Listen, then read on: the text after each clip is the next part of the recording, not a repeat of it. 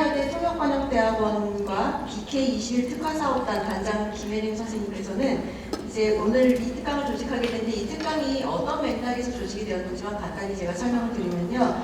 저희 이대 통역번역대학원은 국내에서 유일하게 문학번역 수업을 정규 교과과정으로 가지고 있고 특히 한국어에서 외국어로 가는 수업을 진행하는 유일한 공식 교육기관입니다. 그래서 학습 시간에 여러분께서 다양한 작가의 작품들을 번역을 하는 경험을 하셨었는데요. 저희가 BK21 특화 사업을 진행하게 되면서 특히 이제 여력이 있으니까 저희가 번역해본 그런 작가분들 아니면 번역 진행 중인 작가분들을 직접 모셔서 어떻게 작품을 쓰셨는지를 알게 되면 아마도 번역을 하는데 훨씬 더 이해가 잘 되고 도움을 받을 수 있다는 생각을 하에서 특강을 진행하게 되었고 지금 이제 영어권에서 황석영 작가님의 사포가는 길을 번역하고 있기 때문에 우선 황석영 작가님을 모시고 말씀을 듣는 시간을 마련했고요. 우선 저희 통역번역대학원 원장님께서 인사 말씀 해주시겠습니다.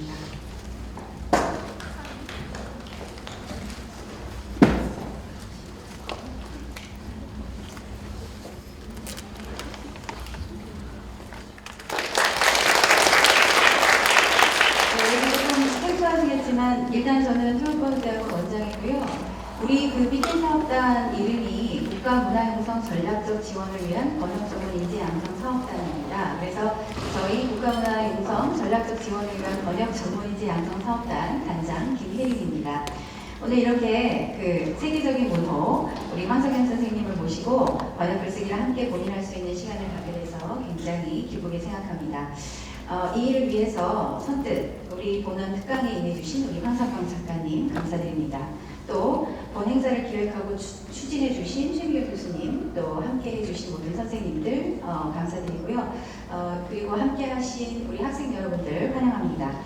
번역하기, 번역의 글쓰기란 언제나 그래왔듯 치열할 수밖에 없죠.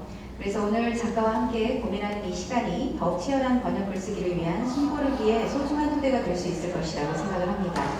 학생 여러분, 모든 타자와의 만남과 교감은 번역을 통해 가능해집니다. 그래서 모쪼록 우리 대학원 BK 사업단이 계획하고 추진하는 프로그램을 통해서 번역을 위한 치열한 글쓰기의 동력을 얻어가시길 바랍니다. 감사합니다.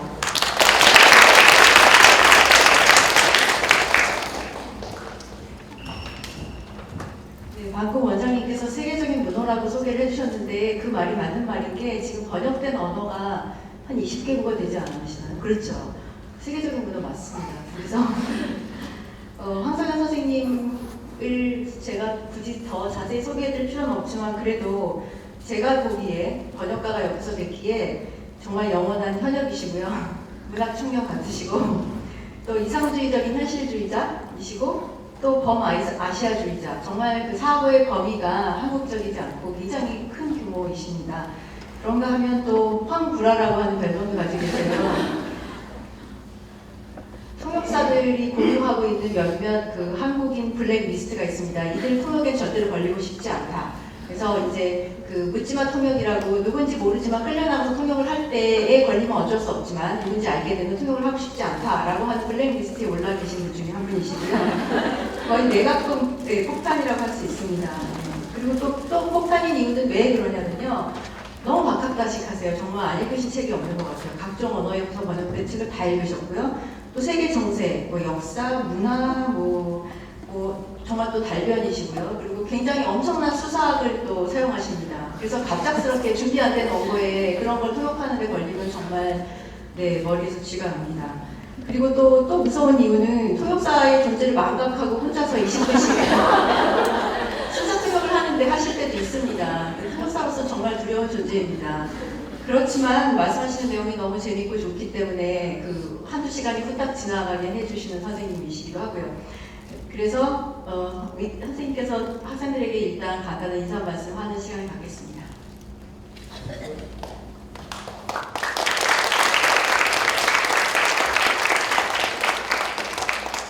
안녕하세요.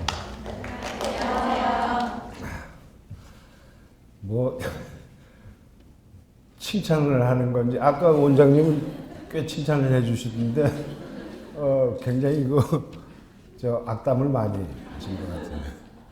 저하고는 10여 년 이상 지금 주로 이제 프랑스권을 통해서 제가 이제 알려지기 시작했는데요. 예, 같이 이제 그 사선을 넘고 그랬어요. 뭐 이렇게 길거리 지나가면서 저 빵 하나씩 들고 먹어가면서 시간이 없어서 그래서 행사장으로 뛰어가고 뭐 비행기 타고 이동하고 뭐 쪽잠 자고 그러면서 이제 유럽을 돌아다니고 그랬는데 예, 그래서 이제 그때 그 고생했던 경험담을 아마 말씀하신 것 같습니다. 예, 저도 악담을 좀 하자면요. 천미경 선생은 고분고분한 적이 한 번도 없습니다. 저도 이제 나이가 72살이고 최 선생도 이제 굉장히 관록이 생겼지만은 10여 년 전만 해도 거의 소녀나 다름없었거든요. 근데 이 원로가 뭐 이렇게 얘기하고 그러면 절대 고분고분하게 네 그렇게 합시다 그런 적이 없어요.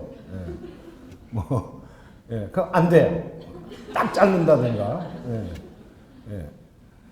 내가 지금 생각이 나는데 피가로가 신문하고는 잘 했고 거기서 나오는 그 텔레라마였던가요? 텔레라마는 딴 데죠.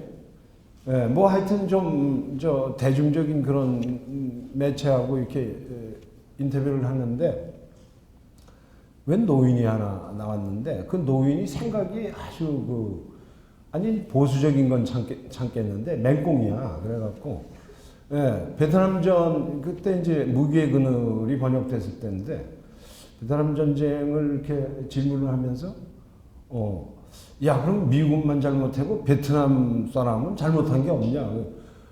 잘못한 게 있기 전에 뭐 두드려맞고 뭐 사람 많이 죽고 뭐 국토가 초토화된 그런 판인데 베트남 사람 욕도 좀 하라는 거예요.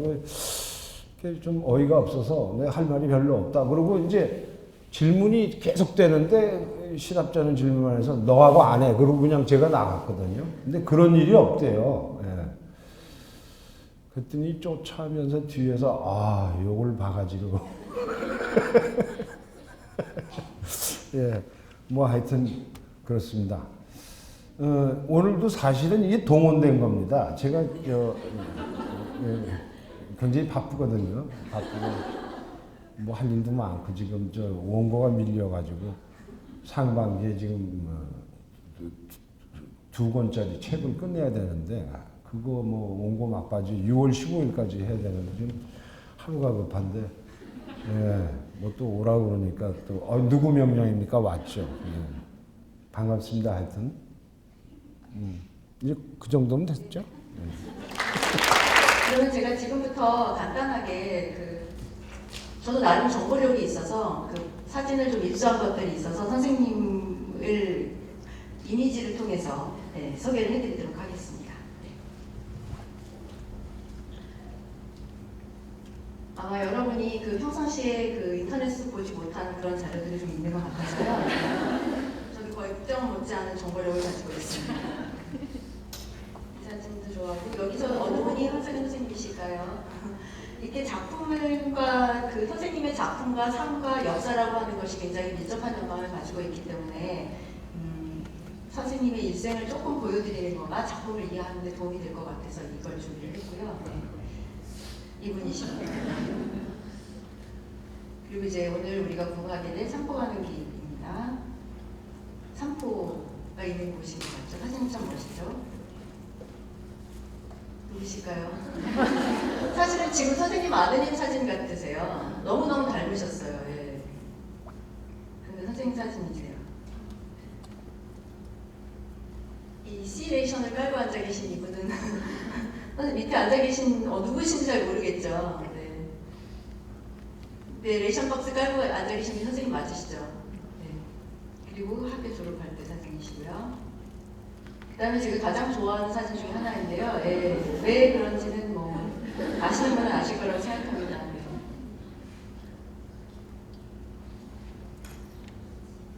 그리고 선생님께서 번역도 하셨어요. 그래서 삼국지를 번역하셨고요. 그리고 이 사진은 백두산에서 찍으신 거죠. 백두산에 가셨을 때 작가들하고 같이 찍으신 거 같아요. 그리고 이제 황 선생님께서는 아시다시피 북한에 여기서 열리게 되는 그 민족작가협회에서 초청받아가지고 한국 대표팀으로 북한 방북하시게 되는데 한국 정부의 그 당시 그 허락을 받지 않고 자유스럽게 가셨다가 결국에는 자유스럽게 돌아오실 수는 없어서 망명길에 오르게 되고요. 베를린과 일본 그다음에 베를린 그리고 뉴욕을 거쳐서 5년 동안 망명 생활을 하시다가 김영삼 정부 때 이제 들어오면 이제 그때 그 국방 정책이 막 활성화가 되기 노태우 때부터 활성화가 되기 시작하면서 이렇게 말하면 노태우 대통령 때부터 활성화가 되기 시작하면서 김영삼 정부 때 황 선생님께서 여러 가지 역할을 하실 수 있다라고 하는 기대감과 함께 귀국하셨는데 물론 수감생활을 하시게 되었습니다. 그래서 7년 수감생활을 하시게 되었었는데 김대중 대통령이 대통령으로 되시는 바람에 이제 2년을 잘라주셔가지고 5년 만에 추록하시게 되는 거죠. 네, 자녀분하고 찍으신 것 같고요. 그리고 이제 그 이후에 나온 작품 중에 하나가 손님입니다. 그 다음에 이건 이제 북한에 가서 민족작가 대회 하실 때 북한 작가들하고 찍으셨는데 누구실까요? 제 오른쪽에 레이반 끼고 계시는 약간 그 주윤발을 닮으신 듯한 분이 선생님이십니다. 배우 같으시죠? 여기에서는 찾기가 좀 힘든데 이렇게 작가들 간에 많은 교류가 있었던 해가 있었는데 참 지금은 정말 그렇지 못해서 안타깝죠. 여기도 장민우 작가들이 되고요. 그리고 여기는 가운데 계신 분이 누구시게요? 겐자부로 오해 랑 같이 오해 선생님하고도 친분이 굉장히 두터우셔서 종종 뵙고 학술대회라든가 아니면 뭐 대상문화 포럼 같은 데서 같이 토론하시는 장면도 여러 차례 볼 수가 있었는데요. 겐자부로 오해 만나신 장면이고요. 이분은 누구실까요?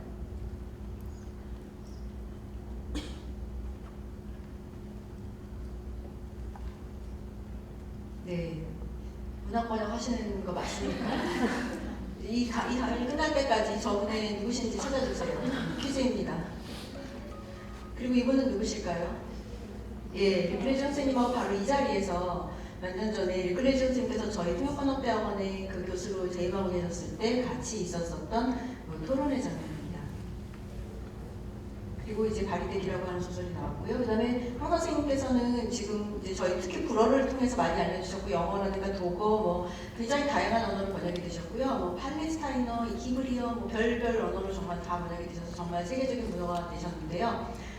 특히 프랑스 신문에서 굉장히 극찬하고 르몽드 같은 경우에는 꼭 책이 나오지 않아도 그 일거수일투족을 이제 많이 다루고 있는데요. 특히 인터넷을 통해서 글쓰기를 하는 젊은 작가다라고 하는 뜻에서 이 글이 나왔습니다. 왜냐하면 서구 작가들 같은 경우에는 지금 블로그라든가 넷상으로 그 글을 쓰는 작가가 그렇게 많지 않거든요. 다 아직까지도 고전적인 출판 방식을 통해 가지고 책을 유통하는데 선생님께서는 항상 보면 신문에다 먼저 쓰시기도 하지만 최근에는 그 블로그를 통해서 많이 먼저 소통을 하시고 그 다음에 그것을 모아서 출판을 하고 계시거든요. 제가 굉장히 좋아하는 사진 중에 하나예요. 그 요리를 굉장히 좋아하시고 또 그 미각이 굉장히 발달하셔가지고 맛있는 요리에 대한 그 일가견을 가지고 계시고 거기에 대한 책도 나왔는데 읽어보면 정말 좋은 책이 두 권 좀 있습니다. 요리하시는 장면이에요. 그리고 이제 선생님께서 드디어 그 인생의 천사를 만나신 거죠. 그래서 오른쪽에 계신 분이 천사분이시고요. 그 개밥바라기 별이 나왔었고요. 자던적이면서도 어린 시절을 많이 다루는 작품이죠.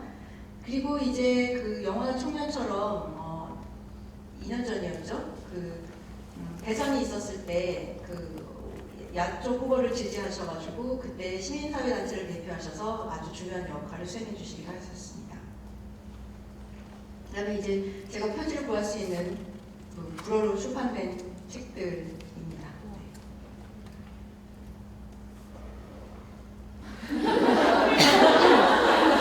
이렇게 된 이유는 이 사람은 누군지 모르겠는데 지금 제가 아까 말씀드렸죠. 20분 정도 통역의 존재를 잊어버리고 말씀하시는데 노트를 가지고 풍차 돌리기를 하면서 계속 머릿속에서 쥐가 나고 있고요. 그리고 옆에 계신 분은 바로 르몽드의 기자인데 황 선생님께서 굉장히 좋아하는 기자세요. 이분이 정말 작품을 잘 읽으세요. 그래서 번역자인 제가 느끼지 못했던 것, 제가 분석하지 못했던 부분까지 꼭 집어주고요. 책을 정말 걸레가 될 정도로 읽고 와가지고 분석을 하는데 정말 놀랐습니다. 그리고 이제 역시 르몽드의 그 필립 봉스 기자가 아시아 담당이신데요. 선생님 책이 나올 때마다 많은 좋은 글을 써주고 있는데 이번에는 이제 그 바리데기가 나왔을 때 이 제목이 굉장히 선생님의 작품과 삶을 잘 표현하는 제목인 것 같아요.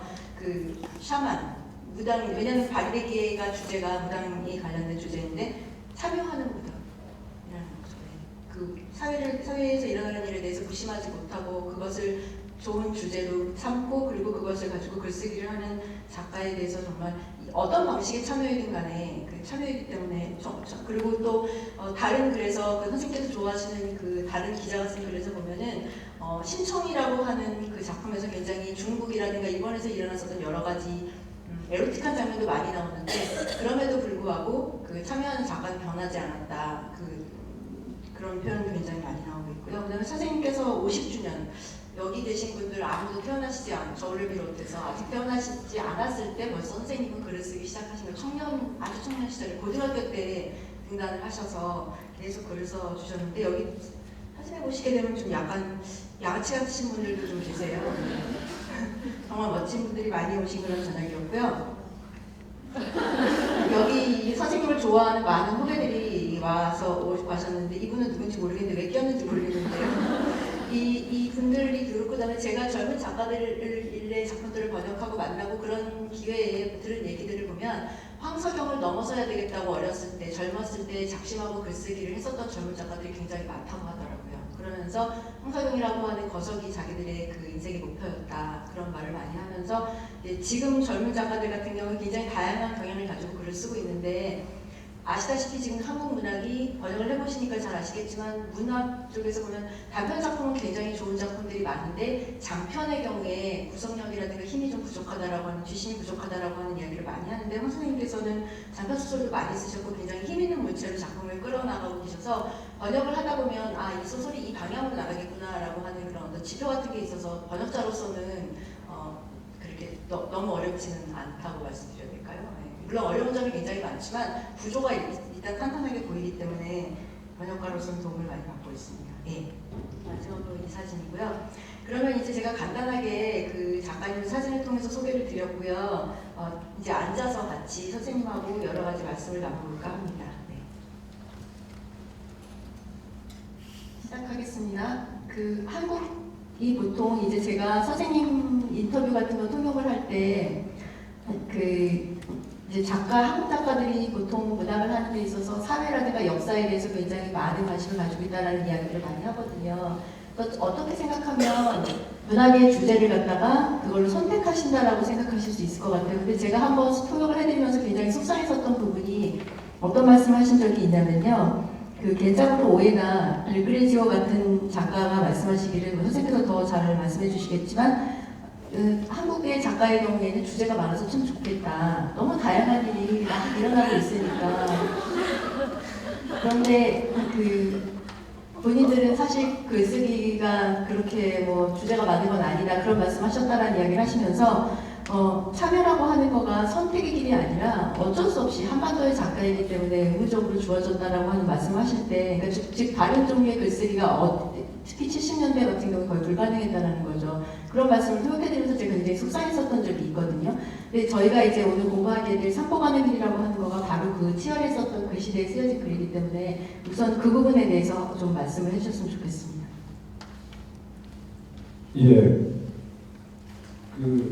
산포가는 길은 근대화 기간에 잃어버린 것들, 상실한 것들 이런 것들을 이렇게 세 사람의 남녀를 통해서 이렇게 보여주는 거죠. 그런데 사실 그렇잖아요. 유럽만 해도 자본주의 근대화 하는데 한 300년 걸렸다고 그러죠. 또 일본은 메이지 유신 이후에 한 100년 걸렸다고. 우리가 60년대부터 80년대까지 30년 동안에 해치웠어요. 물론 이 근대화라는 거는 각 나라마다 지구상에 있는 나라마다 다 그 안에 그 기간 동안은 자기 상처들을 가지고 있죠. 그런데도 불구하고 이제 서구는 그 부르주아 혁명 내지 시민혁명을 통해서 이제 근대를 이제 극복하는 노력을 하고 그리고 또 묘하게도 자기 자국민의 모습을 바깥으로 돌려서 이를테면 뭐 제국주의 해가지고 식민지를 이렇게 건설을 해가지고 뭐 하여튼 그 바깥으로 돌리고 그러면서 이제 이렇게 근대화를 이뤘는데 우리 이 경우에는 해방 식민지로부터 해방된 게 40년대고 그리고 50년대까지 전후복구를 하잖아요. 60년대에 이제 뭐 경제개발 5개년 그래가지고 시작을 했는데 이제 군사 독재가 물론 했죠. 군사 독재가 하면서 개발 독재라고 이제 우리가 얘기를 하는데 요새 최근에 그 세월호 사고 같은 걸 보면 그 근대를 우리가 치러오면서 그냥 소홀히 했던 것들이 한꺼번에 지금 터져서 이렇게 나온 거거든요. 예. 가령 이를테면 뭐 이웃 사람에 대한 염려라든가 또 자기 이제 그런 걸 이제 공동체성이라고 그러는데 그런 그 정의라든가 또는 염려해서 뭐 이렇게 어린애가 우물가에 가면 거기 빠질까봐 두려워서 갑자기 가서 어린애를 이렇게 낚고 챈다든가 하는 그런 등등의 여러 가지 심성들 이런 것들이 이제 말하자면 그 공동체 사회에서 이렇게 가지고 내려오던 그 사람들끼리의 미덕인데 이런 것들이 다 이제 사라졌죠. 그래서 기능, 뭐 돈, 뭐 물질, 뭐 이런 걸로만 이렇게 사람이 인간의 가치 또는 인간의 역할이 이제 규정되고 이제 그래왔던 여러 가지가 있는 거죠. 그다음에 관료 사회가 이렇게 부패한다든가 이런 것도. 그러니까 이제 어디 보니까 그런 과정을 겪으면서 사회든 개인도 똑같다고 그러죠. 그러니까 자기가 저질렀던 그런 일들을 대충 땜빵한다고 그래요. 이렇게 빵꾸난 데를 때운다고 그러는데 그걸 보니까 스탑갭이라고 누가 썼더라고. 그리고 번역을 뭐라고 그러냐면 구멍마개라고 그랬어요. 예. 그러니까 그런 갭들을 이렇게 대충 때우면서 땜빵하면서 이렇게 지나오는데 적당한 시기가 오면은 거기 가서 그 구멍을 열고 들여다봐야 그 어두운 시면을 들여다봐야 된다는 거죠. 그래서 그런 일이 벌어지지 않도록 또는 그런 짓을 저지르지 않도록 해야 된다는 거죠. 그래야 사회나 개인이나 다 성숙한 그 다음 단계로 갈 수가 있다는 거죠. 그러니까 지금 아마도 그 우리가 근대화 과정에서 대충 때웠던 그런 것들이 이제 터져 나오면서 그 어두운 시면이 이제 우리를 괴롭히는 거죠. 이제 그렇게 봅니다. 그래서 이 삼포가는기는 바로 그 시대, 그 무렵에 근대화 기간 동안에 우리가 상실해 가는 것들을 이렇게 세 사람의 남녀를 통해서, 세 사람의 인물을 통해서 이렇게 짚어본 그런 아주 짧은 한 순간, 어느 날의 일화, 뭐 이런 거라고 하겠습니다.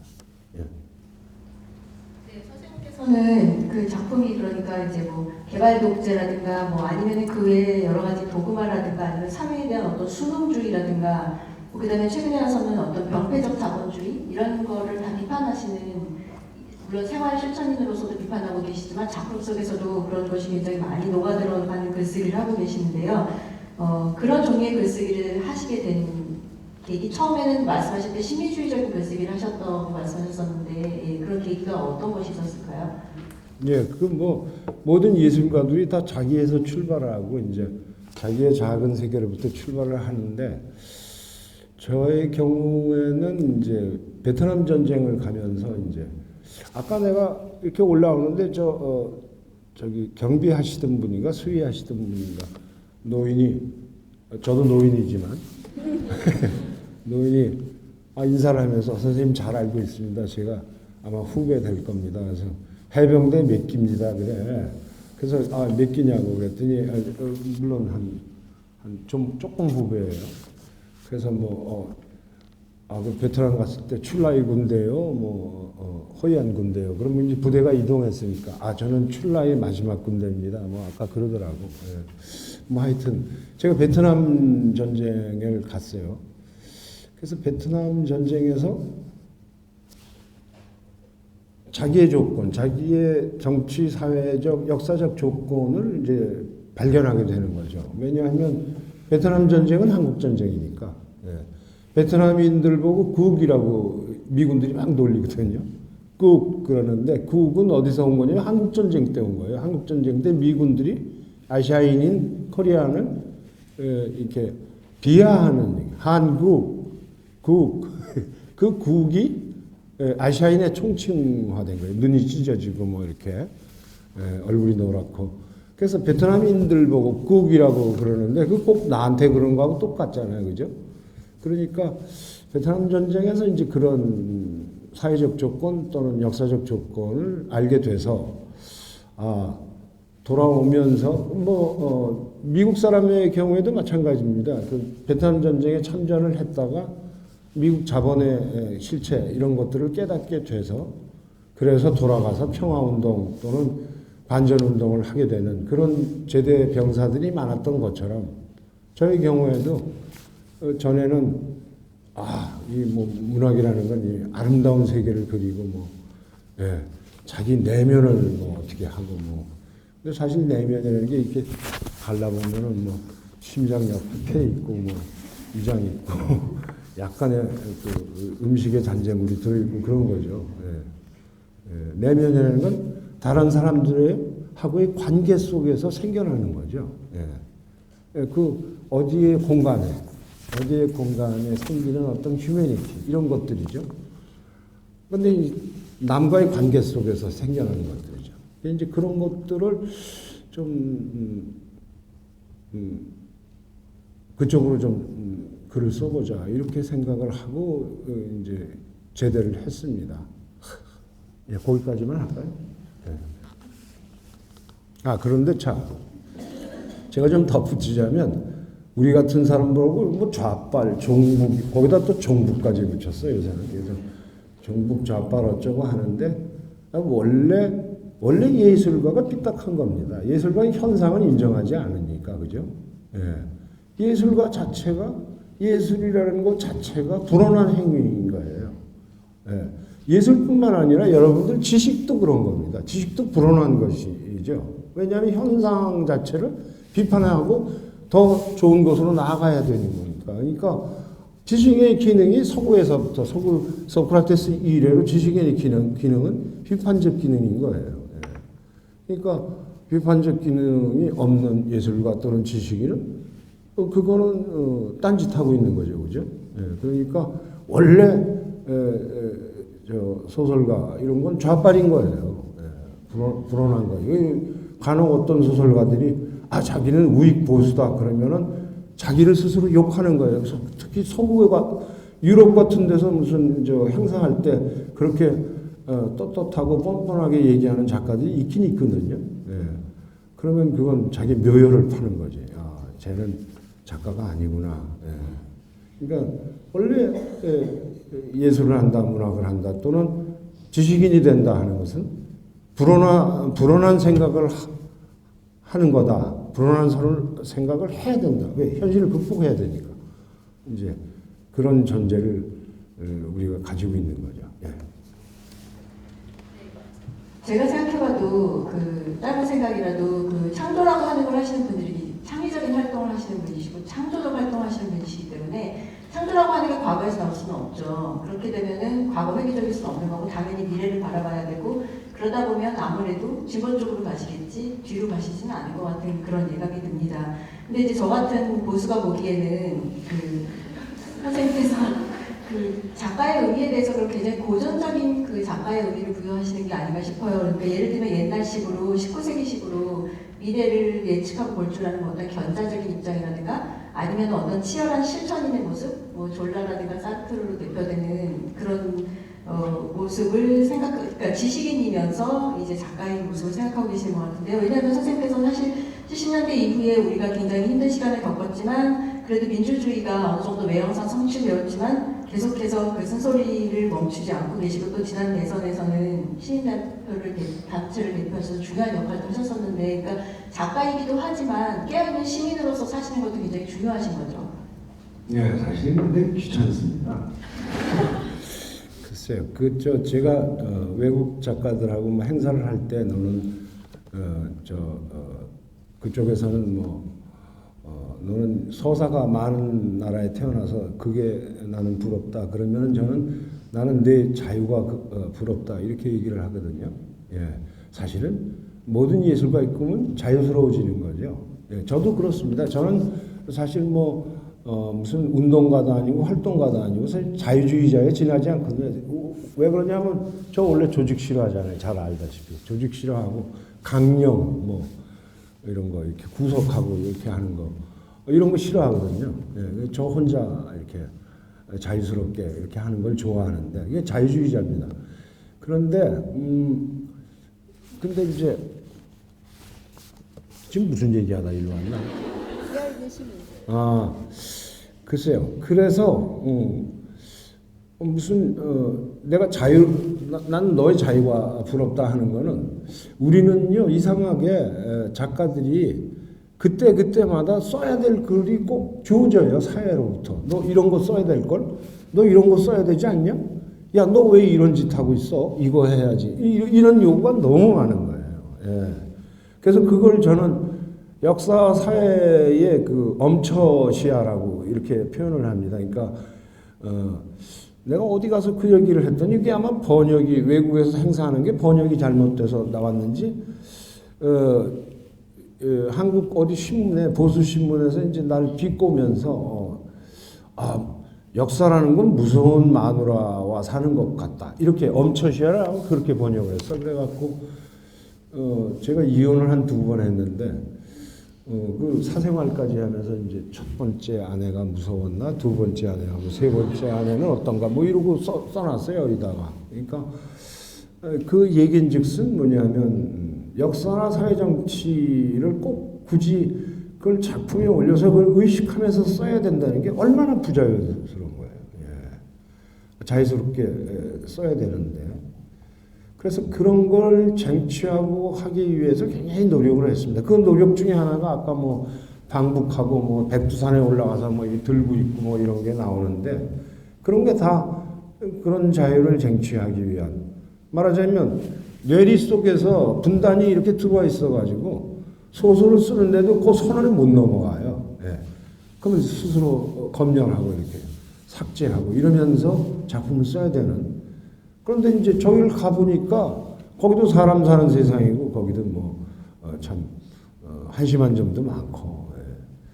말하자면 무턱대고 동정만 해줄 건 또 아니고 예.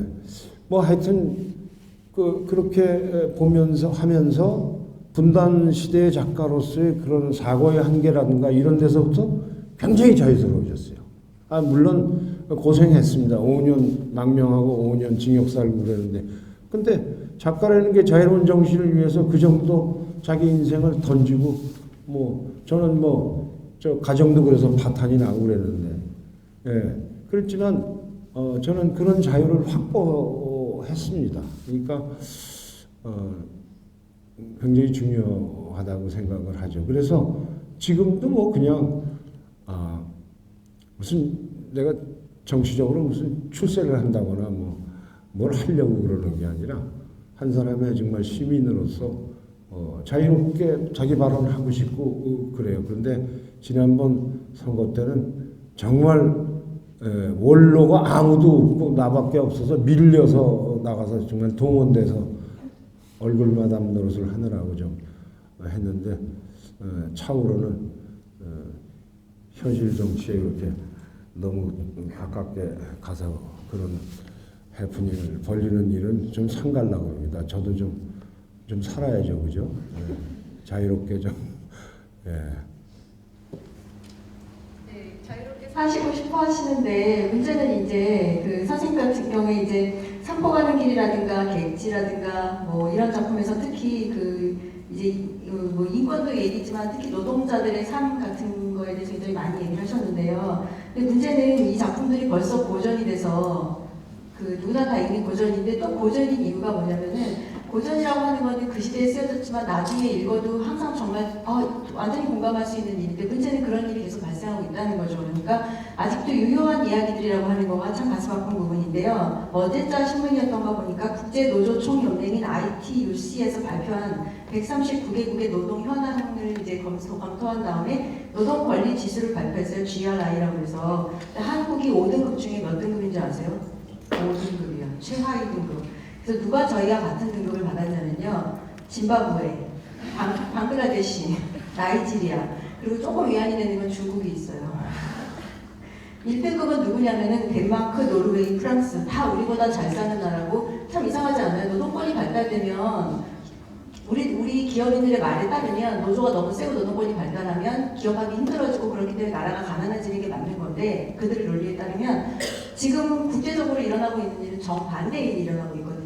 그래서 그런 일이 일어나는 현상이 계속 지속되고 있고 그 다음에 또 호세가 쓰신 작품들 중에 뭐 손님이나 아니면 신청 같은 경우에도 이제 여성 인신매매 장면이 많이 나오거든요. 근데 그 과거에 있었던 인신매매 장면을 쓰셨는데 사실 얼마 전에 나이지리아 여성들이 보코하람에 의해서 지금 강제로 이제 납치돼가지고 어떤 운명인지 정말 어떻게 21세기에 이런 일이 일어날 수 있는가 하는 일들이 계속 일어나고 있고요. 그런가 하면은 이제 뭐 산포가는 길과 똑같은 맥락은 아니지만 이제 뭐 여러 가지 개발 때문에 자기가 살던 곳을 갖다 박탈당하는 사람들의 일을 용산 사태를 우리가 겪었기 때문에 사실 이런 일들이 계속해서 현대 진행형이라고 하는 그렇기 때문에 선생님 작품들이 고전적인 가치가 더욱더 빛난다라고 하는 그러니까 글이 가지고 있는 그런 멋진 것도 있지만 특히 주제적인 면에서도 그런 면이 있기 때문에 어쩔 수 없이 계속해서 깨어있는 시민으로 활동하실 수밖에 없는 거가 아닐까 싶습니다. 예, 그거하고 그 다음에 이제 이런 글들을 다루시면서 제가 선생님의 주인공에 대해서 좀 생각을 해봤는데요. 산포가는 길의 주인공도 그렇고 심청도 그렇고 뭐 바리도 그렇고 다 강자는 아니죠. 예를 들면은 그 3피스의 완벽한 미고의 양복을 입고서는 금융사로 출근하는 남자에게는 그런 건 아니라는 거죠. 예. 대부분 보면 이제 약자라고 우리가 보통 할 수 있고, 그러니까 기줄이라고 할 수 있고, 일단 사회적인 입장에서 봤을 때 약자에 속한 물론 그 내면적으로는 어떤 강력함을 갖고 있다 하더라도 그런 약자들에 대해서 주로 관심을 많이 가지시고 계신 것 같아요. 그런 주인공들을 채택하시는 이유는? 예, 7, 80년대에는 이제 이른바 이제 근대화 기간이 그런 거잖아요. 그러니까 그걸 이제 국민의 한 70% 정도가 70, 80%가 이제 노동자 아니면 도시빈민, 농민 이랬으니까 지금은 한때는 오히려 반대로 80년대 중반 그때 이제 한국 자본주의가 이제 재생산 구조를 갖추고 이렇게 근대화가 완결됐을 때가 이제 한 80년대 말 90년대 중반 이렇게 되는데 그때는 전 국민의 80%가 나는 중산층이다 이랬죠. 근데 그게 토대가 하도 허약해서 서구 중산층은 다르죠. 그러니까 이제 IMF가 딱 진행이 되니까 그 이제 자기를 아는 거예요. 내가 그 서구식 중산층이 아니고 간신히 그저 밥이나 좀 먹고 직한이나 있었는데 이렇게 갑자기 몰락하잖아요. 그 중산층에 대한 인식 갑자기 몰락하죠. 우리가 근대화를 하면서 계층 이동이 많이 되긴 했지만 이 의식 자체는 난민이나 이주민적 의식에서 벗어난 지 이제 얼마 안 됐습니다. 거의 다 그리고 고향을 상실한 게 바로 80년대 말 90년대 이후 산업화되면서 거의 대부분이 물론 기차 타고 내려가면 고향이 거기 있긴 있죠. 그런데 그게 우리가 뇌리에 남아있던 그런 고향이 아니죠. 그런 공간이 이미 아니죠. 고향이 사라진 그런 거기다 이제 분단까지 되어 있으니까. 그래서 하여튼 7, 80년대 거기 등장하는 사람들은 다 그런 몸으로 일하는 사람들 또는 그 근대화 과정에서 밀려난 사람들 이런 사람들을 주로 다루게 됐지요. 뭐 그 이후에는 뭐 다양하게 여러 사회 계층을 다룹니다만은 후반부에 제가 이제 망명하고 그리고 옥살이 하고 나온 뒤에는 물론 뭐 소재도 훨씬 더 폭넓고 다양해지고 또 형식적 실험도 하게 되고 그랬지만은 되게 전반부에는 되게 그런 세계를 많이 다루게 된 것은 사실입니다. 특히 뭐 장길상 같은 거는 17세기 때의 민중들 또 의적들 뭐 이런 걸 다루면서 한 10권이 뭐 17세기, 18세기의 서민 풍속사라고 할 정도로 아주 그 광범위하게 그런 세계를 다루었습니다. 그리고 이제 바리 같은 경우에 이제 북한 문제를 다루고 북한 인권 문제라든가 이런 미묘한 문제들을 다루시게 되는데요. 그리고 이제 선생님께서도 방금 말씀하셨었지만 이제 토업생활 하시니까 이제 망명 갔다 오시고 토업생활하고 나오시면서 시각이 더욱더 이제 범아시아적이고 또 굉장히 국제적인 그 시각을 가지시게 되셨고 또 특히 또 외국에 체류하시기도 하셨고 그런 경험들 그 다음에 중요한 역사적 순간들에 해외에 체류하시게 되면서 느끼신 점들 그런 것들이 작품에 그 많이 녹아있는 것 같은데요. 최근에 여성 주인공들이 굉장히 많이 등장하는 것 같아요. 심청도 그렇고 바리도 그렇고 그렇게 여성 주인공들이 등장하게 된 이유는 무엇인가요? 예. 글쎄요, 사실은 제가 젊을 때는 아까 사진에서도 봤지만 굉장히 험상궂죠. 그래서 전형적인 마초, 뭐 쌈도 잘하고, 그 뭐 해병대 뭐 이러고 마초입니다. 마초인데 그래서 그 자기 안에 그런 게 많이 있었어요. 자책이라고 그럴까?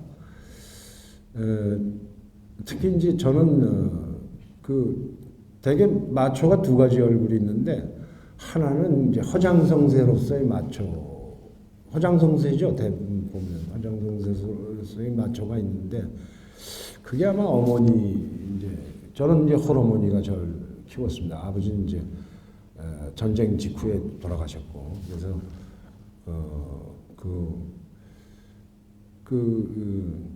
이제 식민지 시대 때 이제 신여성이었어요. 이제 동경여자대학을 다녔으니까 굉장히 지식인이죠.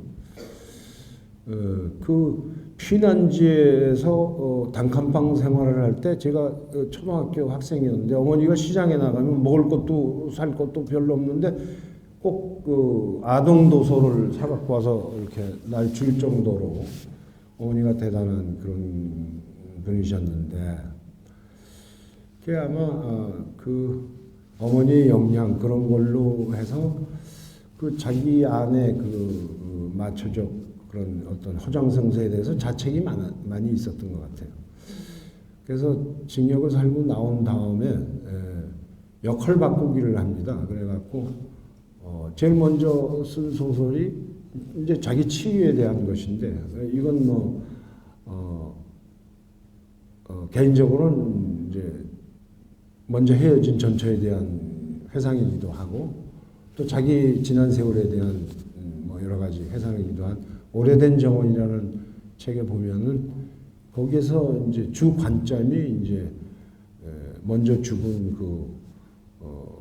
사랑하는 여자의 관점에서 이제 모든 시간대를 끌고 나가죠. 그러니까 이제 오래된 정원은 기억과 시간에 대한 소설이면서 또 하나는 역사와 사랑은 시제가 맞지 않는다. 여러분 문법에서 텐스라고 그러나요?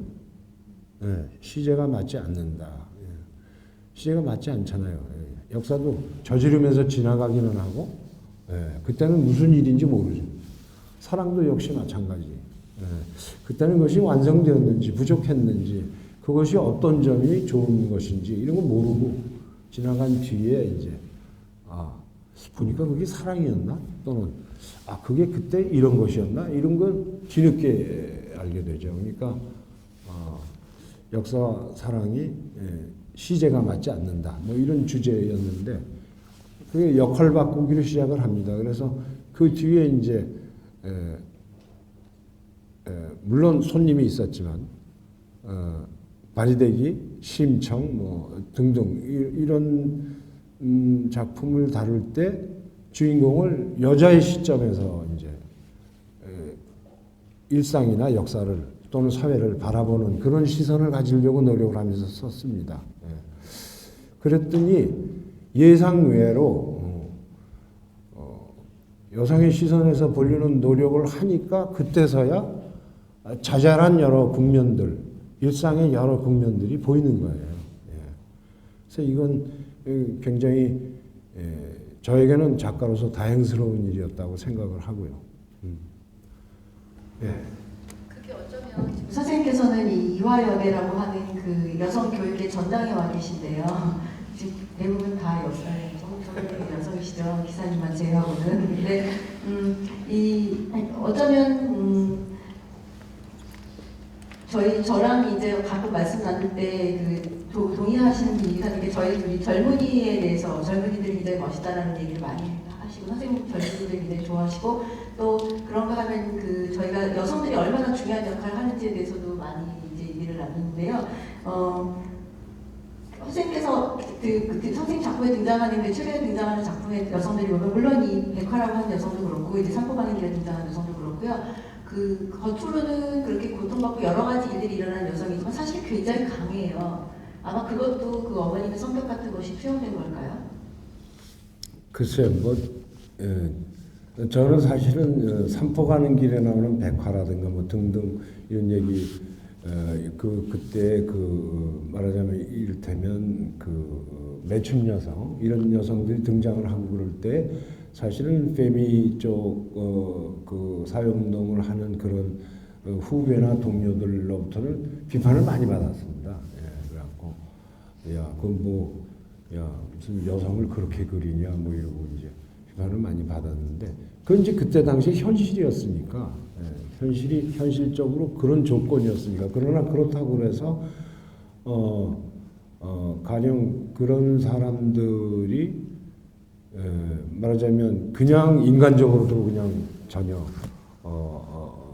말하자면 밑바닥이고 서로 구제감하고 그런 것인가. 그 삶의 조건 때문에 여러 가지 그런 우여곡절을 겪지만 그러지만 저는 이제 가령 이제 심청 같은 데서도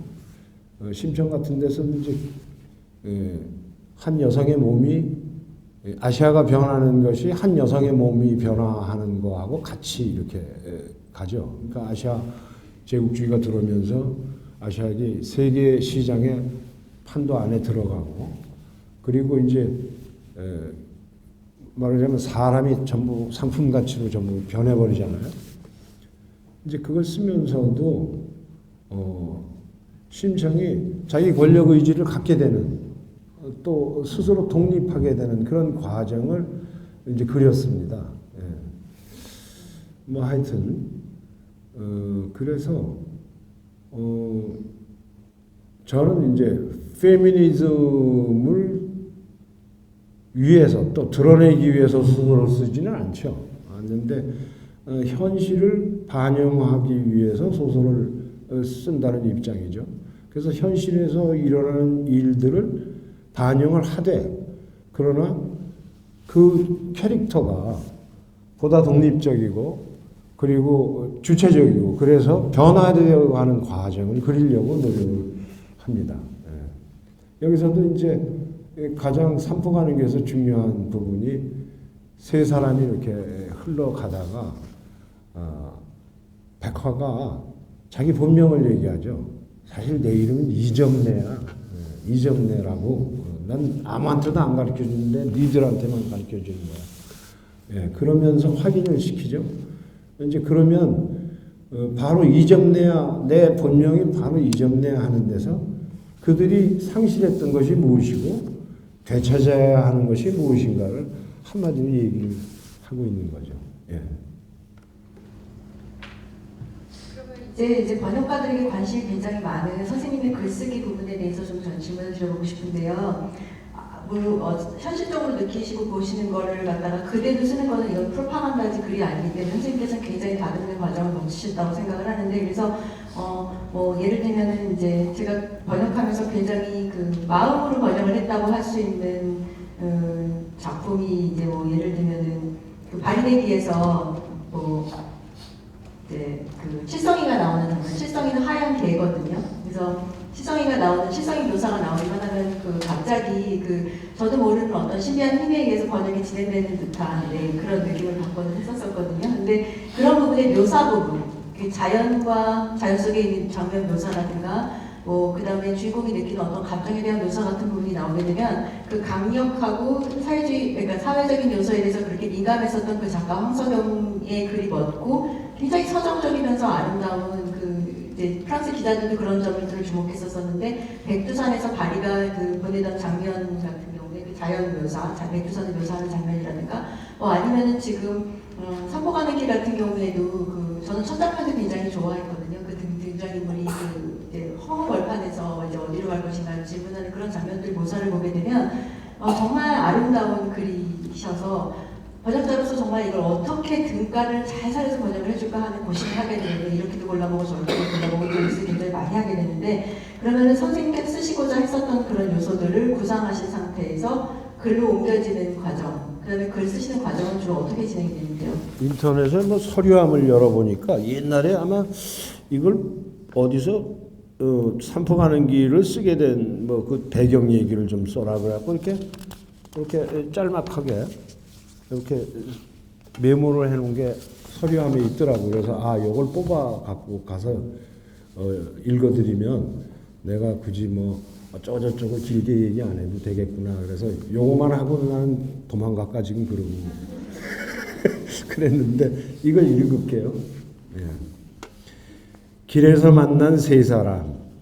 내가 산포 가는 길을 쓰게 된 것은 1972년인가 구로공단 연합노조 창립을 준비하던 때였다. 몇 명이 팀을 짜서 이른바 유장 취업하고 있다가 그 중에 몇 사람이 불온 책자와 유인물 사건에 연루돼. 이게 지금은 정치하고 있는 손학규입니다.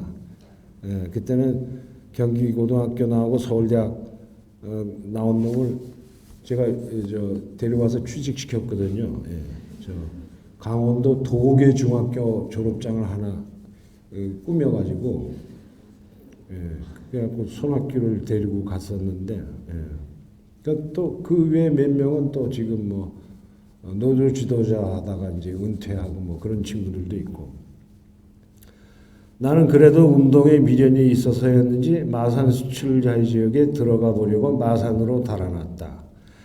당시에 현지에서 중학교 교사를 하던 후배가 있어서 그의 만류와 소개로 창원의 어느 집에 방 하나를 얻어 그댁 아이를 가르치면서 기식했다. 2달쯤 있었는데 그냥 빈둥거리기도 못하여 노트에다 옛날 기억과 당시의 현실에 대한 느낌을 메모하곤 했고 집에 돌아간 뒤에 그해 겨울에 신동아의 청탁을 받고 하룻밤 동안에 써주었던 작품이 산포가는 길이었다.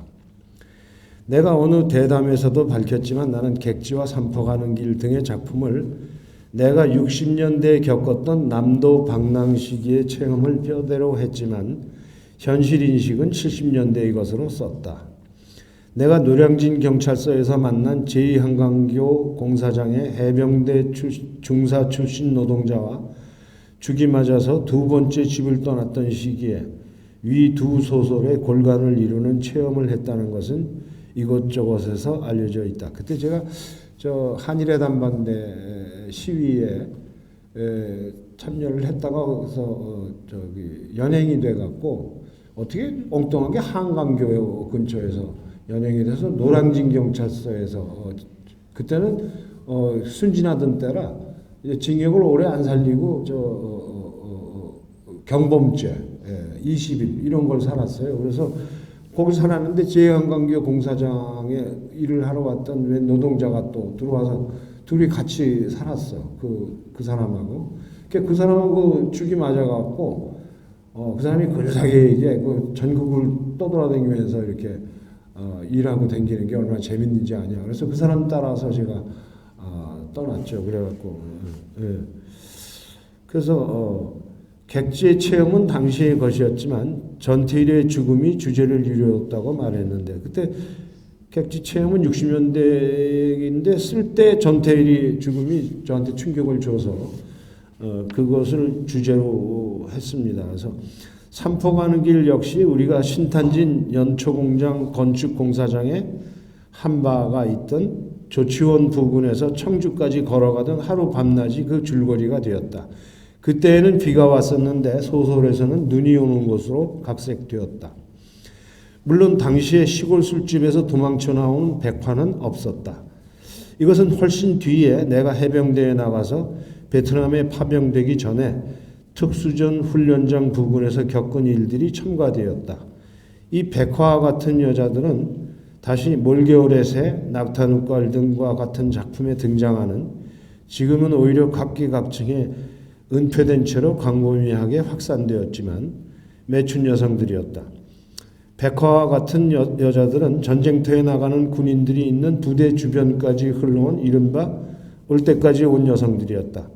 벽지 군인들이나 불황 노동자들과 더불어 이 여자들도 오래전에 고향에 다시는 돌아갈 수 없는 뿌리 뽑힌 자들이었다. 나는 그들이 간직했던 초라한 속옷 나부랭이나 금간 손꼴과 크림 한 통 또는 몇 장의 사진들을 희미하게 기억하고 있다. 산포 가는 길에 세 사람은 길에서 만나 시시껄렁한 생의 순간적인 몇 시간을 함께 보내고는 다시 흩어져 간다. 산포는 애초부터 지상에 없는 곳이며 세 사람 모두가 고향을 떠날 때부터 다시는 돌아올 수 없는 쫓겨난 자들이었던 것이다. 분단과 전쟁과 개발이 차례로 또는 동시에 이루어지고 있는 세상에서 한반도의 모든 이들은 일찍이 그 전의 공간을 상실한 난민들이었던 것이다. 지상의 어디엔가 지금 존재하는 것은 이미 지난날의 그곳이 아니며 낯선 타향이나 마찬가지다. 백화가 자기의 본명인 이점례라는 이름을 가르쳐줄 때 그들은 서로 상실한 것이 무엇인가를 깨닫게 된다. 그것은 이미 사라져버린 자신과 공동체의 정체성과 이제는 산산이 부서져버린 꿈들이었다. 새삼스럽게 이런 말을 하고 싶지 않지만 임금노동과 성의 상품화는 자본주의적 세계의 표상이며 그늘이기도 하다. 더구나 저개발 국가의 맨 밑바닥에서는 지금도 진행 중이며 우리는 그런 고통을 맨손과 맨몸의 외국인 노동자들에게 다시금 전가하고 있지는 않은지 이렇게 썼습니다. 자본주의에 대한 그 우려라든가 이런 거가 이제 나타난 작품이 바로 낯익은 세상이라고 하는 작품이고 이제 제가 지금 번역 중에 있습니다. 근데 여기도 역시 그 유기견이 등장을 해서 그 유기견을 미로 삼아서 번역을 열심히 하고 있습니다. 이게 번역 선정까지 하는 거예요? 네, 그렇죠. 네. 그러면 이쯤에서 이제 그 직접 지금 그 번역을 하고 있는 영어과 학생께서 산포 가는 길의 일부를 좀 읽어주시겠습니다. 그 김우창 선생이 번역한 게 하나 있고, 근데 아시아지에 또 소개가 됐던데, 누가 번역한 게?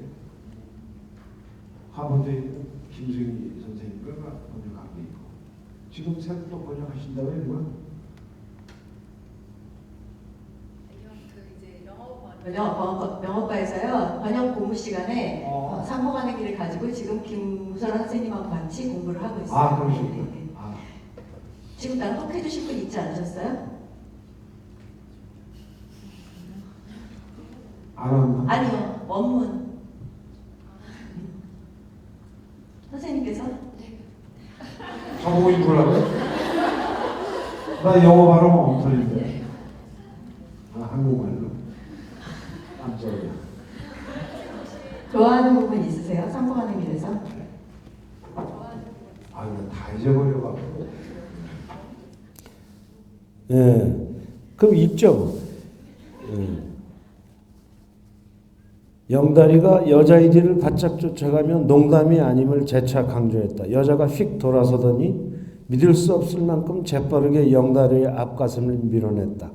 영다리는 미처 피할 겨를도 없이 눈 위에 궁둥방아를 찍고 나가 떨어졌다. 백화가 한 팔은 보퉁이를 끼고 다른 쪽은 허리에 척 얹고 서서 영다리를 내려다보았다. 이거 왜 이래? 나 백화는 이래봬도 인천 노량집에다 대구 자갈마당 포항중앙대학 진해 7구 모두 겪은 년이라고 조용히 시골 읍내에서 수행하던 참인데 야야 내 배 위로 남자들 사단병력이 지나갔어. 국으로 가만히 있다 조용한 데 가서 한 코 달라면 몰라도 치사하게 뚱보 돈 먹자고 나한테 공갈 때리면 너 죽고 나 죽는 거야. 영달이는 입을 벌린 채 일어설 줄을 모르고 백화의 일장연설을 듣고 있었다. 정신은 웃음을 참느라고 자꾸만 송림 쪽으로 고개를 돌렸다. 영달이가 멋쩍게 궁둥이를 털면서 일어났다. 우리도 의리가 있는 사람들이야. 치사하다면 그런 짓 안 해. 세 사람은 나란히 눈 쌓인 길을 걸었다. 백화가 말했다. 그럼 반말 놓지 말라고요. 영달이는 입맛을 쩍쩍 다셨고 정씨가 물었다. 어디까지 가오? 집에요. 집이 어딘데? 저 남쪽이에요. 떠난 지 한 3년 됐어요. 영달이가 말했다. 얘네들은 긴 밤 자다가도 툭하면 내일 당장이라도 집에 갈 것처럼 말해요. 백화는 아까와 같은 저기는 나타내지 않았다. 백화는 귀 옆으로 흘러내리는 머리카락을 자꾸 쓰다듬어 올리면서 피곤한 표정으로 영달이를 찬찬히 바라보았다. 그래요. 밤마다 내일 아침에 고향으로 출발하리라 작정하죠. 그런데 마음뿐이지 몇 년이 흘러요. 막상 작정하고 나서 집을 향해 가본 적도 있어요. 나도 꼭 2번 고향 근처까지 가봤던 적이 있어요. 한 번 동네어를 먼발치서 봤어요. 나 이름이 백화지만 가명이에요. 본명은 아무에게도 가르쳐주지 않아. 뭐 거기까지일까요? 네.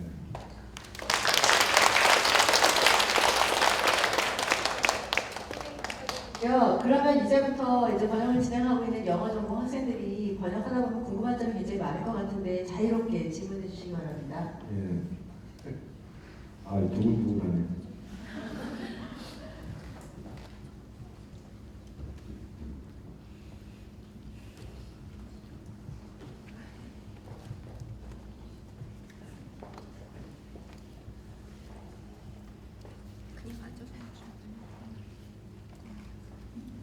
네, 안녕하세요. 저는 함영 번역 전공하고 있는 정기희라고 하고요. 지금 선생님 전공하고 있는데 저는 이제 현실적으로 제가 번역하면서 어려웠던 부분에 대해서 질문드리고 싶은데요. 백화라는 캐릭터를 설정하기가 굉장히 힘들었었거든요.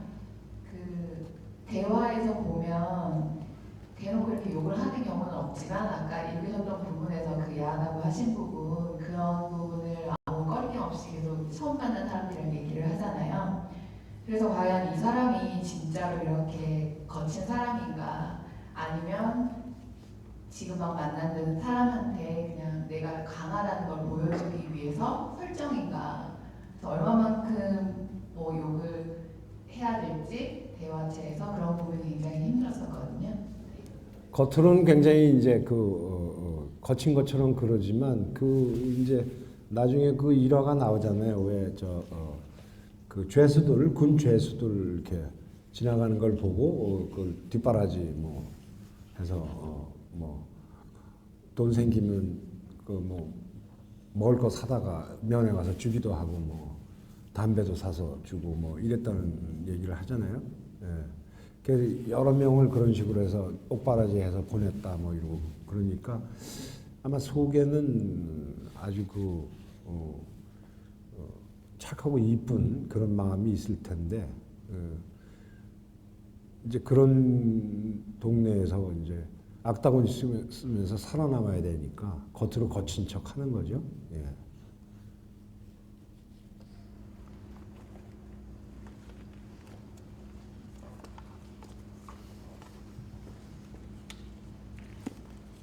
그래서 한영 번역가 박지은입니다. 저는 그 여성을 바라보는 영달의 시각에 대해서 질문드리고자 합니다. 그 아까 말씀하신 대로 그 여성이 어쩔 수 없이 그런 상황에 처한 여성에 대해서 그 안타까운 시선이 더 강한지 아니면 영달로서도 그 시대에 어쩔 수 없는 남성적인 시각이 더 강한지 그 영달의 시각에 따라서 예를 들어서 청주댁에 대해서 초반부에 보면은 여자야 그만이었죠. 천연덕에 군용사도 탔다 고생 많이 한 여자요 이런 대사가 나오는데 저희가 그때 수업 시간에 이건 청춘되게 고생을 많이 했기 때문에 감싸주는 말이라는 얘기가 있었고요. 한편에서는 되게 청춘되게 그 섹시함을 강조하는 말이라는 얘기가 있었는데 연달의 시각에 따라서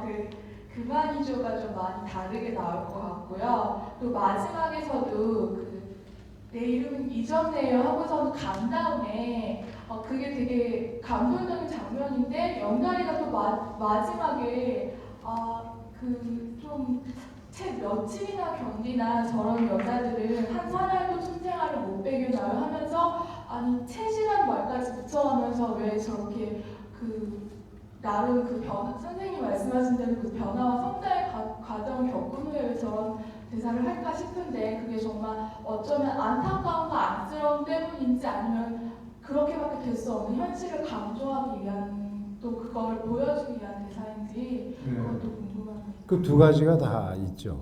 그러니까 여성 비하하고 이제 이렇게 하는 여자를 아무렇지 않게 취급하는 그런 당대 사회의 남자들 또 특히 이제 밑바닥에서 이제 그런 것이 있는 것이고 또 그러면서도 그 말은 또 그렇게 하면서도 이제 말하자면 동정을 한다든가 정이 간다든가 이제 그런 사람으로서의 이웃 사람으로서의 마음은 또 있는 거죠.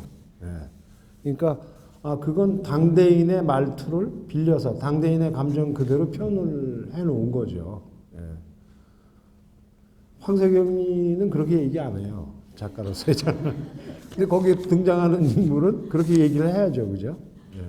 네, 저는 좀 제가 개인적으로 받았던 인상을 바탕으로 좀 질문을 드리고 싶은데요. 제가 사실은 번역을 하면서 백화가 등장하는 장면과 백화가 퇴장하는 장면을 같이 번역을 하게 됐습니다. 근데 처음에는 읽으면서 그런 인상을 별로 받지 못했는데 다시 번역을 재검토하면서 읽다 보니까 백화가 등장하고 퇴장하는 장면이 굉장히 인상이 깊다는 생각이 들었거든요. 특히 백화가 등장하면서 이제 볼일을 보다가 이제 남자들한테 들키는 장면이고 또 백화 다시 퇴장을 할 때는 영달과 이제 같이 갈 뻔하다가 그 영달이 그걸 거절하고 이제 백화가 떠나는 장면이 나오는데 그런 장면들을 볼 때 이 산보 가는 길이 정씨와 영달만의 얘기가 아니라 백화도 상당히 중요한 역할을 하고 있다고 저는 생각이 들었거든요. 그래서 이 산보 가는 길 전체에서 백화는 어떤 의미를 가지고 있는지 그리고 특히 이제 등장 장면과 퇴장 장면에서 어떤 의도로 그렇게 쓰게 되는지 궁금합니다. 예, 백화야말로 이 사람과 사람을 연결하는 말하자면 이 두 남자 하나는 감옥에 오랫동안 무슨 일이었는지 모르지만 고향을 떠나서 무슨 잘못을 해서 감옥에 갔다 큰 집에 가서 무슨 차감기 잡는 기술도 배우고 뭐 건설 기술도 배우고 이래서 나왔고 영달이는 불황노무자고 이제 이렇게 했는데 이들은 기억만 있을 뿐이지 고향에 대해서나 또는 옛날에 살던 어떤 가족에 대한 기억 이런 것들이 다 사라져 있는 거죠. 그거 접점이 없어요. 그것이 세상인데 그것이 정말 그들이 바라는 세상인데 그 접점이 없는데 백화가 나타나서 그 접점이 되죠. 그러니까 그게 누이일 수도 있고 동네 누구 이쁜이 가쁜이 접내니까 그건 상대일 수도 있고. 여동생일 수도 있고 또는 그때 앵두나무 옆에서 이렇게 가끔 만나고 그러던 누구였을 수도 있고 이제 그런 그 접점이 생기는 거죠 세상과의. 그래서 백화야말로 말하자면 여기서 상실한 산포 그러니까 상실하고 지상에 없어져 버리는 그런 산포와 같은 그런 존재죠. 그런데 이름은 점내라는 이름이 원래 있는데 지금은 백화로 불리는 그런 이제 존재. 그러니까 이 산포 가는 길에서 백화의 역할이야말로 바로 그런 상실한 것들의 모습이죠. 웃는 모양인데 그럼 이것으로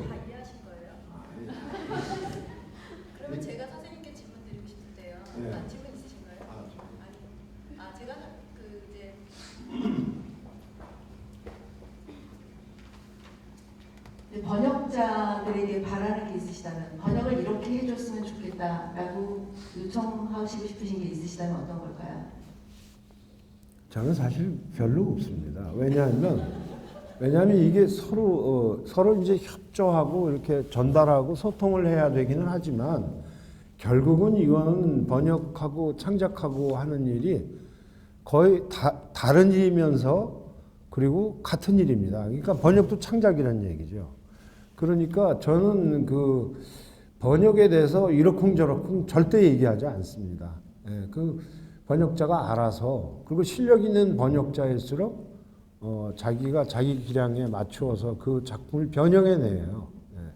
그래서 오히려 이제 김설아 선생님도 계시지만 이렇게 우리 한국 사람끼리 번역하는 것보다도 이제 한국 사람은 한국 모국어니까 훨씬 더 또 사회적 감정이나 이런 것도 캐릭터하고 금방 소통할 수 있고 금방 알 수 있고 그렇지만은 그런 이점이 있지만 그 현지에 그거 이제 뭐 영어 또는 불어 독일어 뭐 이런 다른 나라 말로 했을 때 그 현지에 있는 독자들이 어떻게 그것을 이해하고 받아들이냐 하는 게 굉장히 더 중요하거든요. 왜? 거기서 나올 책이니까. 근데 그래서 어떻게 보면은 지금 우리가 과도기인 것 같아요.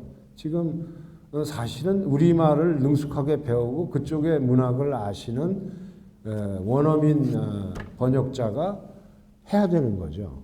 근데 이제 우리 코리안이 원래 뭐 마이너리티고 워낙 뭐 이제 시작을 했고 일본만 해도 한 100년 동안 진행된 일이어서 일본은 뭐 일본어로 번역할 사람이 세계적으로 수만 명 되는 터입니다. 그런데 지금 이제 하고 있는 게 그런 우리 번역자, 능숙한 번역자와 외국인이 같이 이렇게 협력해서 하는 그런 체제거든요. 그러니까 어떻게 보면 번역자는 그 나라 정서와 문화에 맞게 그것을 재창작해야 되는 그런 측면이 있는 거죠. 그래서 저는 우리 최 선생님하고 이렇게 했을 때 제가 믿은 거는 우선 현지에서 읽은 평론가나 문단 작가들이 굉장히 아름다운 불어를 읽었다 이렇게 얘기하니까 우선 으쓱했고요. 마음이 놓였어요. 저는 뭐 아름다운 문장을 쓰고 그런 사람은 아닙니다. 뭐 거칠고 뭐 이런데 아름다운 불어를 프랑스 말을 읽었다 이렇게 얘기를 하니까 그리고 이제 이게 확실한지는 모르는데 가령 이럴 때는 손님 같은 경우에 이런 백당놈의 새끼 뭐 이렇게 이제 말하자면 서로 이제 사상 싸움을 하면서 상대방이 와서 죽이고 갔거든요. 그러니까 이런 백당놈의 새끼들이 어쩌고 뭐 이렇게 해서 욕을 하는 장면이 나오는데 백당놈의 새끼라는 게 이제 백정이라는 것의 이제 황해도 사투리인데 그걸 또 그렇게 표현하기가 좀 그렇잖아요. 그러니까 내가 듣기로는 최 선생이 이걸로 이제 혁명 때 서부에서는 이제 백군 적군이 있잖아요. 이렇게 백당이라고 그러면은 이제 우익 반혁명 분자를 얘기할 때 이제 백당이라고 그러는데 그걸 이제 그렇게 표현을 했다는 거죠. 그러니까 오히려 프랑스 사람들은 그게 훨씬 알아듣기가 쉬운 거예요. 이게 그런 경우로구나. 이제 그런 건 작가가 뭐 얘기해서 되는 건 아니잖아요, 그죠? 이제 그런 점들이 번역에 굉장히 중요하다는 것이죠. 그래서 번역은 반역이다 이렇게 부정적으로 얘기하는 분도 있지만 번역은 또 하나의 창작이다 이렇게 긍정적 내지는 더 이렇게 얘기하는 사람도 있고 더군다나 21세기는 이게 이게 소통하고 트랜슬레이션 한다 뭐 이런 시대이기 때문에 번역이 엄청나게 중요해진 것 같아요. 지금 거의 뭐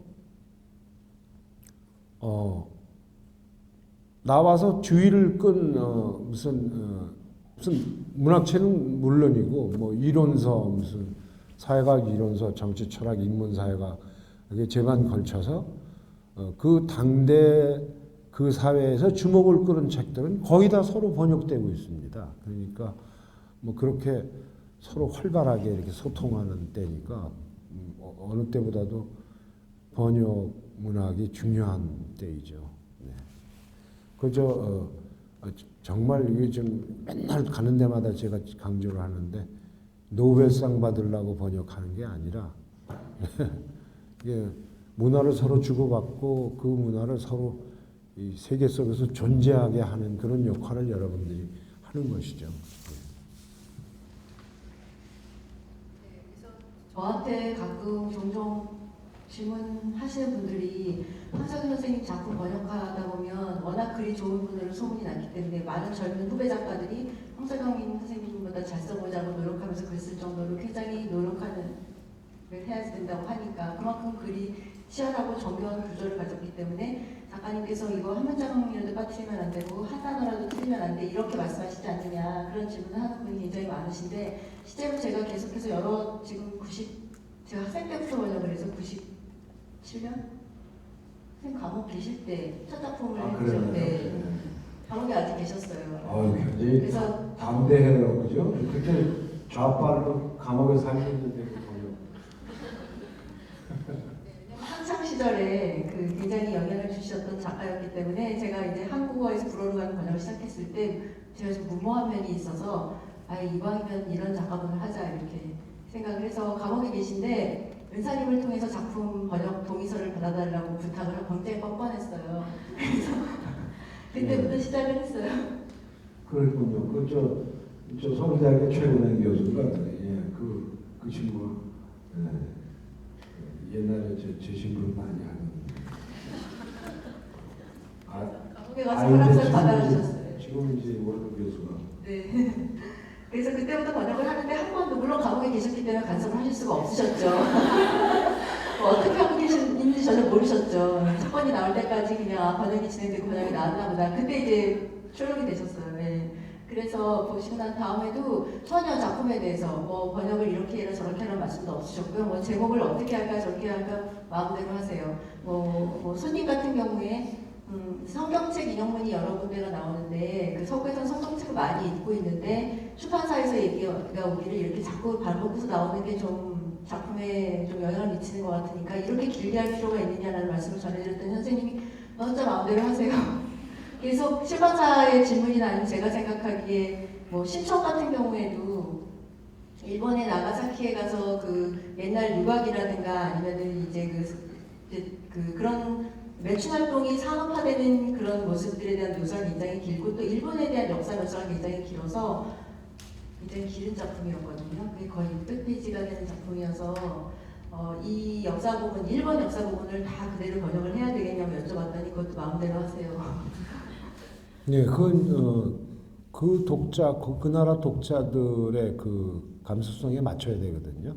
예, 그러니까 국내판하고 해외판이 다를 수가 있어요. 그러니까 그거는 그 해당 나라 편집자의 견해를 존중해야 되고요. 더군다나 그거를 이제 번역자하고 의논을 할 때 그 번역자의 의견을 존중해야 돼요. 괜히 까칠해져가지고 내 그런 한자도 한 문장도 고치면 안 돼요. 어쩌고 이게 헛소리죠.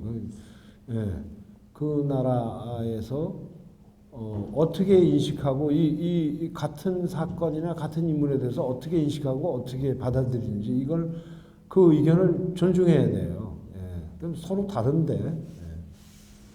그렇지만 그렇다고 제가 마음대로 할 수는 없는 거기 때문에 최대한 성실히 번역하려고 노력을 하고 있고요. 지금 그러면 번역 진행하고 계신 영어 전공에서 이제 의심하는 부분 하나도 없으신 거예요? 공부한 거 없으세요? 질문 다 되신 거예요? 솔직히 집에 돌아가서 후회하시지 마시고 그 외에 다른 전공에서도 혹시 읽으신 다음에 뭐 해당 언어로 번역된 걸 읽으셨다든가 아니면 원본을 읽으셨는데 궁금하셨던 부분이나 질문 없으세요? 선생님 그러면 거의 마지막 질문이 될 것 같은데 지금 쓰고 계시는 작품은 어떤 것인지 그리고 또 앞으로 어떤 작품을 생각하고 계시는지 여쭤보고 싶으세요. 예,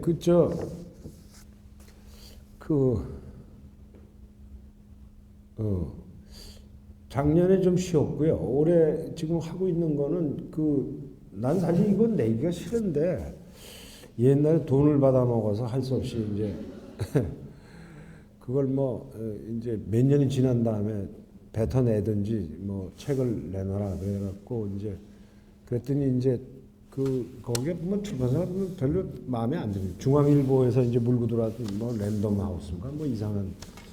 근데 이제 돈을 문학동네 쪽이 이제 자기네가 물어주겠다고 그래서 그럼 네가 물어줘서 찾아오자. 찾아와서 그걸 좀 손을 대고 있는데 자전이에요.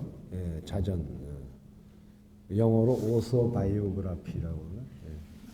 예, 근데 진짜 하기 싫거든요. 왜냐하면 거기 다 탄론하잖아요. 탄론하고 또 좋은 것만 쓰면 또 욕할 거 아니야. 저 새끼 내가 과실이나 잘못한 걸 내가 분명히 아는데 저놈이 거기 안 썼다. 그럴 사람이 또 많잖아요. 그 작가가 자기 전기를 스스로 자선을 쓴다는 게 굉장히 손해인데 어떻게 해요. 옛날에 돈을 받아 먹어서. 그래서 그거를 이제 지금 상반기에 내야 되는데 지금 미루고 있어요. 이게 내가 핑계 대는 거는 이제 세월호도 있고 또 월드컵도 있고 내 장사에 절대 이게 바람직하지 않다. 그래서 지금 어떻게 지금 미루면서 요거를 가을쯤에 어떻게 내보면 살살 이제 여름을 좀 이렇게 좀 편안하게 넘길까 지금 그러려고 꾀를 부리고 있는 거고요. 또 한 가지는 선생님도 잘 아시지만은 우리나라 그러니까 단편이죠. 그러니까 한 작가의 역량은 이렇게 엿볼 수 있는 게 되게 초기 단편들입니다. 그래서 우리나라의 단편을 명단편 100개를 내가 골랐어요. 골라서 그 앞에 이제 리뷰를 붙이고 이렇게 하는데 물론 종래의 비평가들이 보던 그런 견해와는 조금 달라요. 그래서 가령 이를테면 근대문학의 출발을 어디서 잡느냐면 이광수, 김동인 이런 데서 잡는 게 아니고 염상섭으로 그냥 막바로 딱 들어가서 염상섭에서 식민지 근대에 출발을 해요.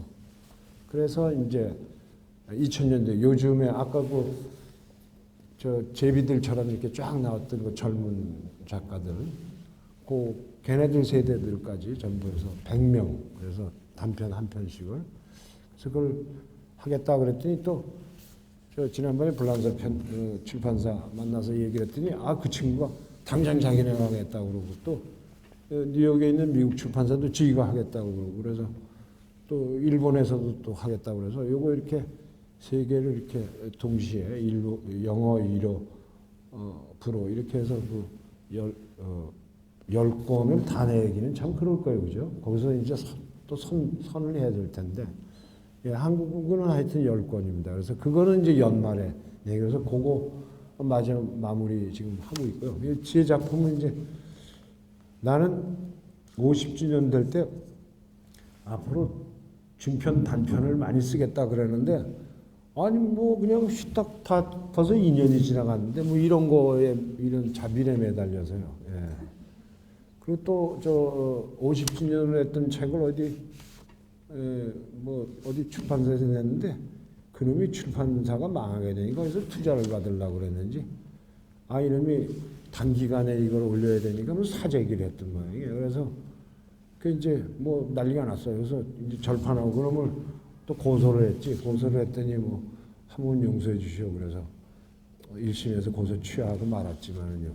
그게 이제 얼룩이 졌어요. 그래서 이걸 어떡하나. 그거 50주년으로 냈던 여울물소리라는 중요한 작품인데 그래서 그거를 창작가 비평에서 또 돈을 주고 사갔어요. 그래서 그게 아마 10월에 재출판이 될 것 같아요. 그래서 10월에 그게 나오고 하여튼 올해는 그렇게 흘러갑니다. 그래서 내년부터 이제 새 작품을 쓰려고 그러죠. 내년에 새 작품을 쓰려고 그러는데 내년에 연애소설을 한번 쓸까 지금 그러고 있죠. 그러니까 희미한 옛사랑의 그림자 이런 주제인데 주제가 근데 그게 그 당대 시대의 사회의 역사나 현실하고 아주 밀접하게 관련이 된. 그러니까 이건 아주 개인적이고 아주 사적인 얘기인데 그것이 전체 아픈 사회, 아픈 역사와 관계가 있는 그런 아주 짧은 연애소설을 하나 쓸까 그러고 구상 중입니다. 예. 이거 이렇게 다 말해줘도 되나? 그리고 제가 또 말씀드리고 싶은 것은 유명한 작가들 보면 그 개에 대한 소설이 다 있더라고요, 선생님. 아니, 루갈가리 같은 경우 아니 이거는 정말 이거 우리 이 담합에 대해서 이게 어디 들통나면 큰일 나는 건데. 저 번역을 여러 가지 제 걸 거의 다 하셨잖아요. 그래서 영어 번역만 해도 뭐 이렇게 왔다 갔다 하고 뭐 일어 번역도 뭐 여러 사람이 왔다 갔다 하고 뭐 다른 나라 말도 역시 그런데 불어는 혼자서 다 이렇게 하셨는데 그리고 또 불란서를 통해서 다른 나라의 또 중역 다 지금 뭐 그렇게 하고 있는데 그래서 뭐 이건 은혜를 갚는 것보다도 뭐 이렇게 나도 좀 이렇게 아부를 좀 해야 될 거 아니야. 그랬더니 나한테 개 얘기를 자꾸 쓰라는 거야. 그래서 개 얘기를 어떻게 쓸 수는 없고 이왕 쓰던 거니까 그 바리대기 설화에 보면은 그 메신저가 나와요. 메신저가. 그런데 이제 원래 그 무속 설화에는 조류입니다. 새가 메신저를 하지 신의 메신저를 개가 어떻게 합니까? 예. 그 원래는 저기 뭐 까치, 까마귀 뭐 이런 조류예요. 예. 새가 와서 이렇게 하는 건데 그걸 이제 굳이 개를 써달라니까 그럼 개로 바꿔주겠다. 예. 왜 그러냐 하면 몽골 이쪽도 그 유목 설화에는 메신저가 늑대거든요. 그게 뭐 늑대하고 풍산개하고 비슷하잖아요. 그러니까 개로 바꿔주겠다. 또 집에 그 추백인가 백구가 하나 있어요. 그래서 하얀 개로 바꿔주면 되냐. 그래갖고 이제 이 최미경 선생의 그 저기를 이제 딱 이렇게 위무를 해드렸지. 사실 그렇게까지 내가 담합을 해드렸는데 지금 개 얘기를 또 쓰라는 겁니까? 저 장시간 좋은 말씀 감사드리고요. 제가 지금 선생님 그 자리에 빠져나가려고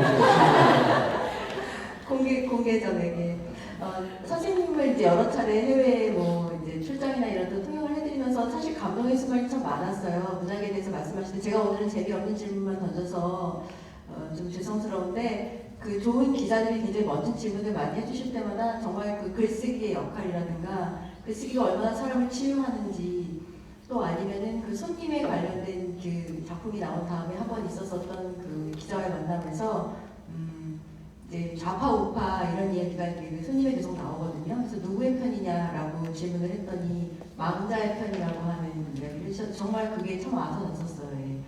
예.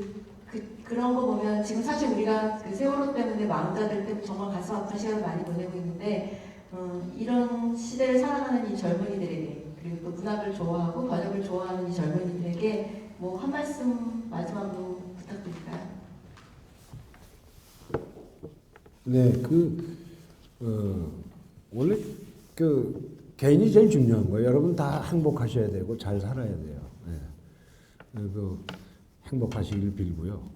또 한 가지는 자기가 행복하려면 옆에 사람들이나 옆에 우리가 친한 사람들 뭐 옆에 많잖아요. 그 사람들도 같이 행복해야 돼요, 그죠?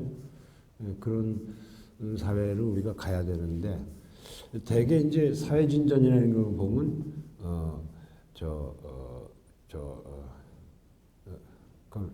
나선형으로 이렇게 진전된대. 그러니까 이렇게 가다가 후퇴하는 것 같은데 또 이렇게 가고 또 이렇게 가고 그렇게 간대요. 그러니까 아마 지금 이렇게 돌아서 가는 중인 모양이니까 이 다음엔 또 좀 더 나은 사회, 나은 세상이 될 거다 이렇게 믿고 싶습니다. 여러분 행복하시기 바랍니다.